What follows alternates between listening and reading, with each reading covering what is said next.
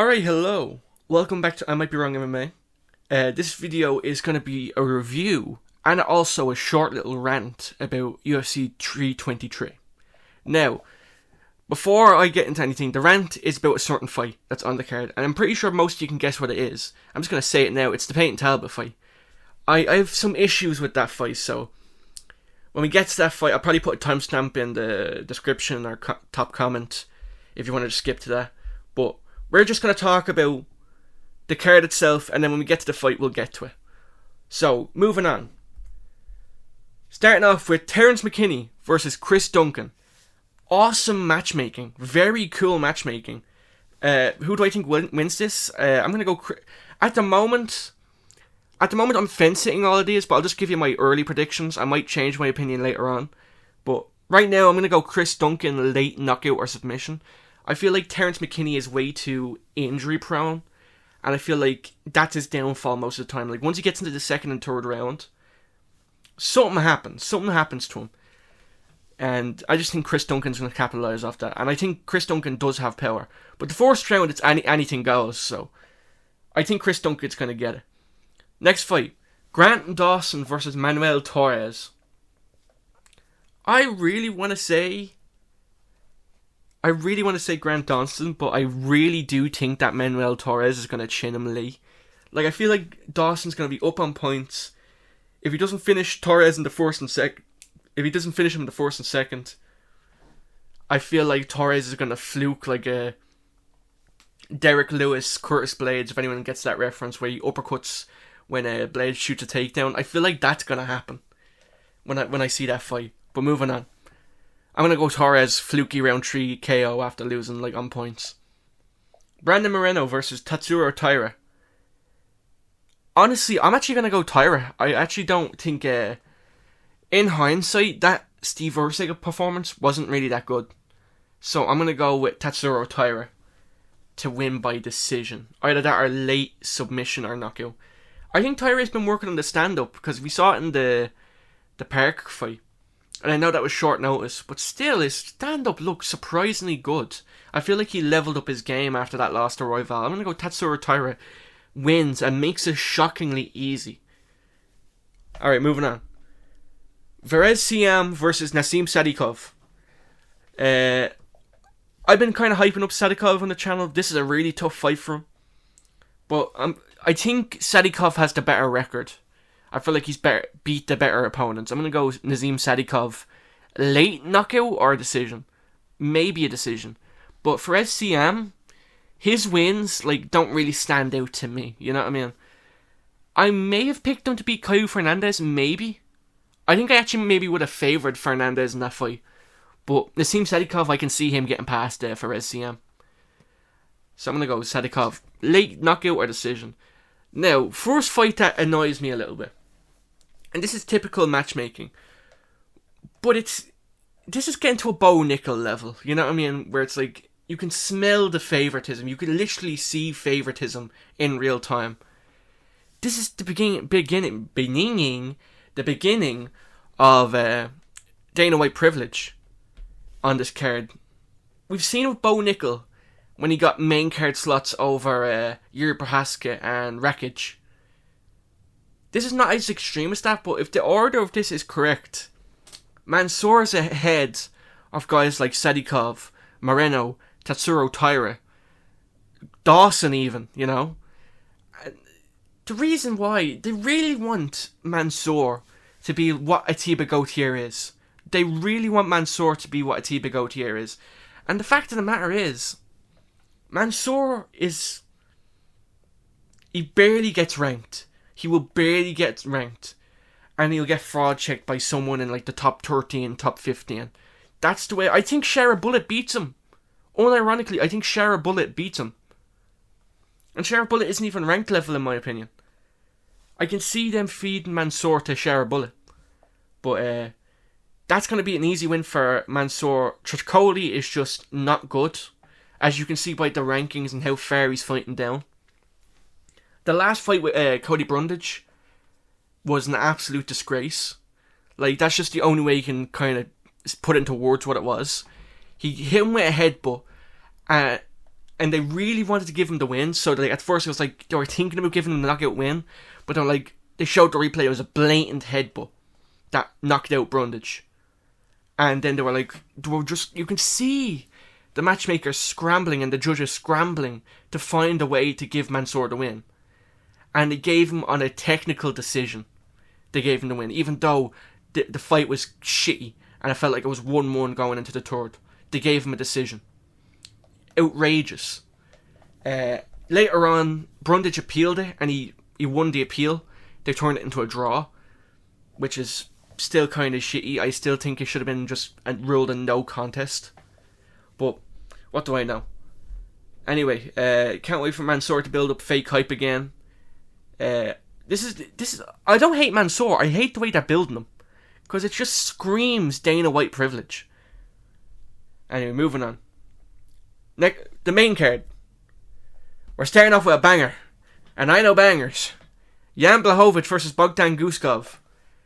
I can't trust Yan Blachowicz to win a fight, especially with his age, the shoulder surgeries, and just Guskov going on a run. I'm gonna go Guskov.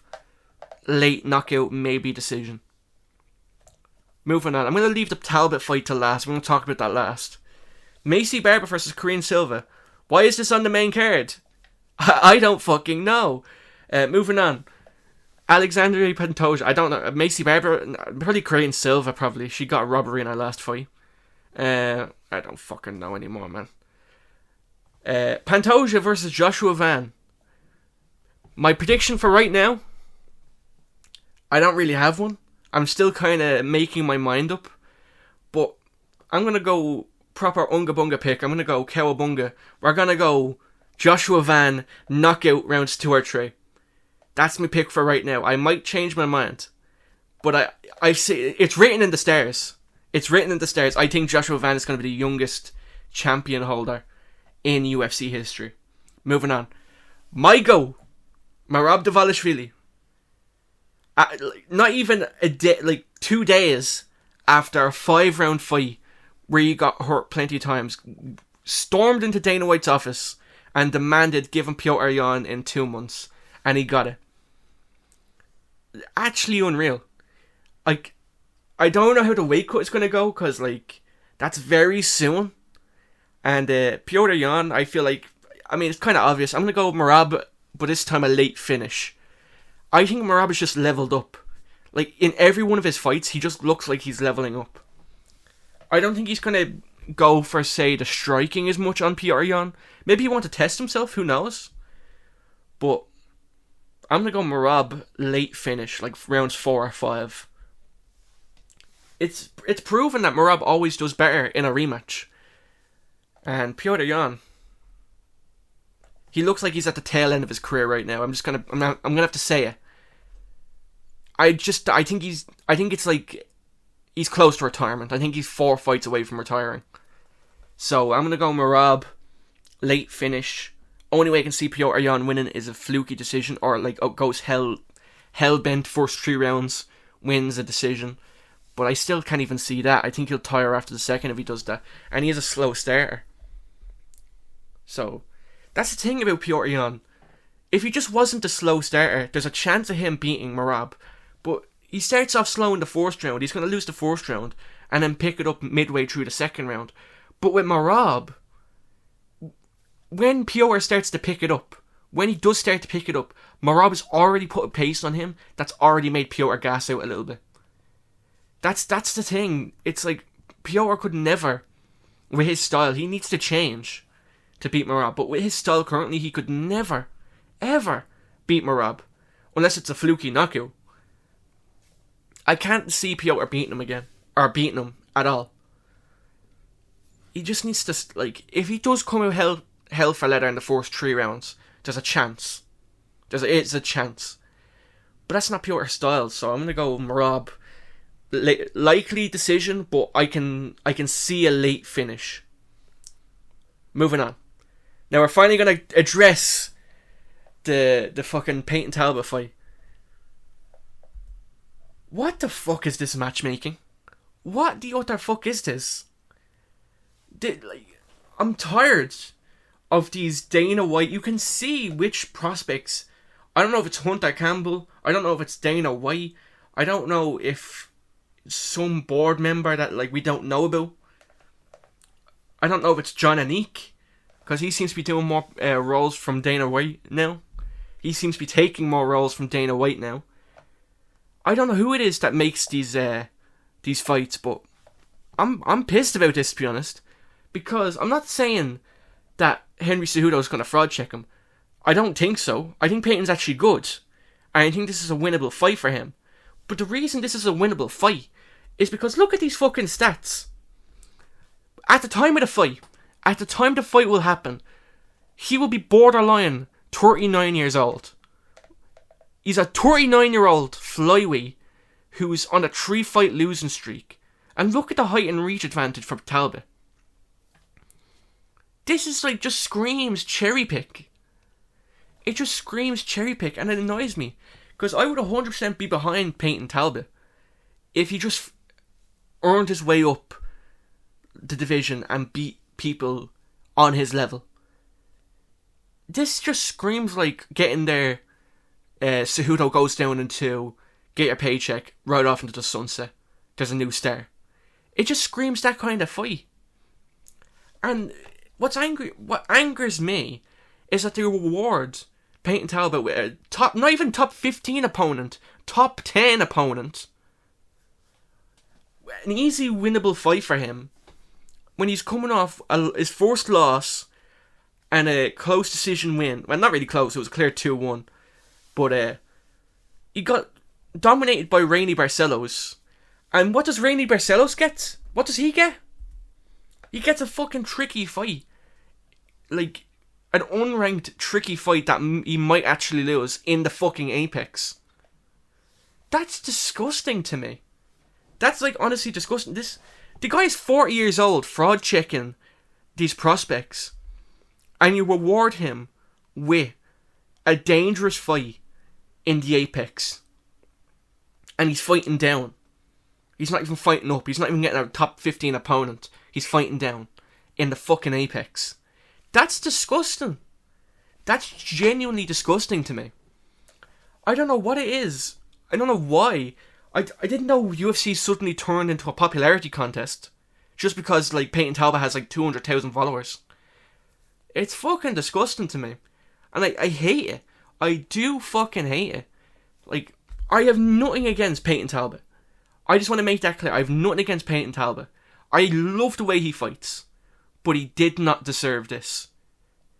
And honestly, I wouldn't even be mad if Barcelos got a top 10 opponent. But Payton Talbot beat 1-1 in his last 2. Gets a top 10 opponent.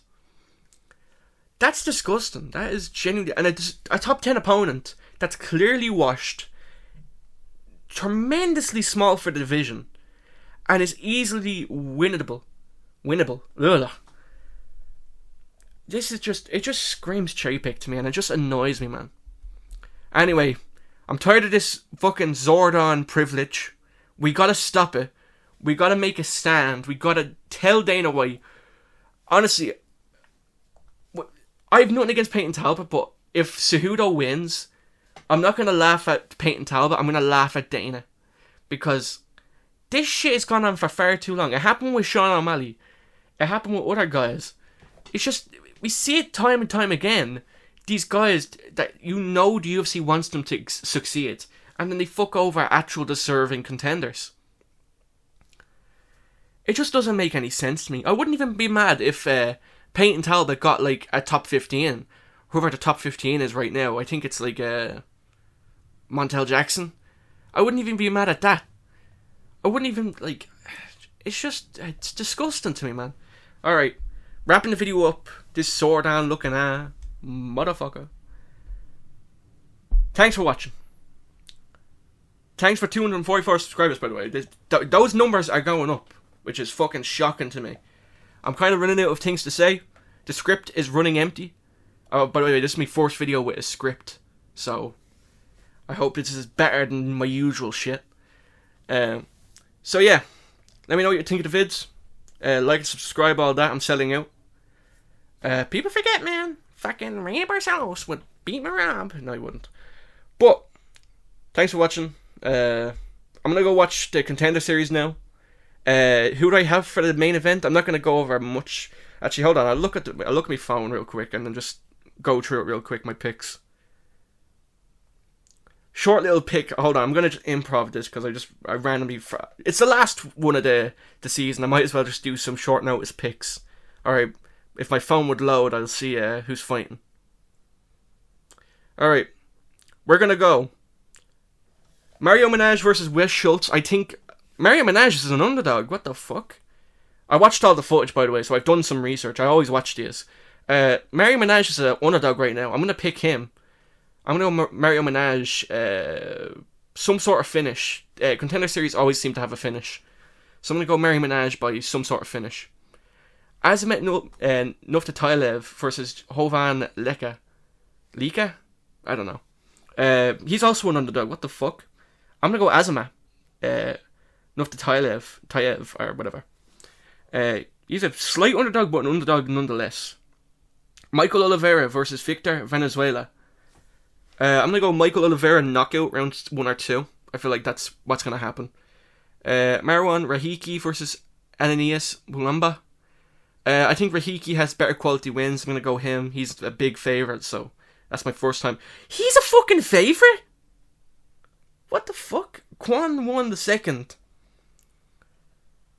Okay, hold on. Underdog of the night. Underdog of the night, guys. Juan Diaz. Trust me. I'm going Juan Diaz, some sort of finish. He's fucking underdog in that fight. What the fuck? Alright, Freddy Vidal versus Levi Rodriguez.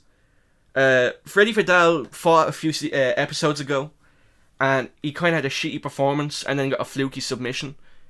I'm going to go Levi Rodriguez rounds 1 or 2 knockout. I don't really think he's any good.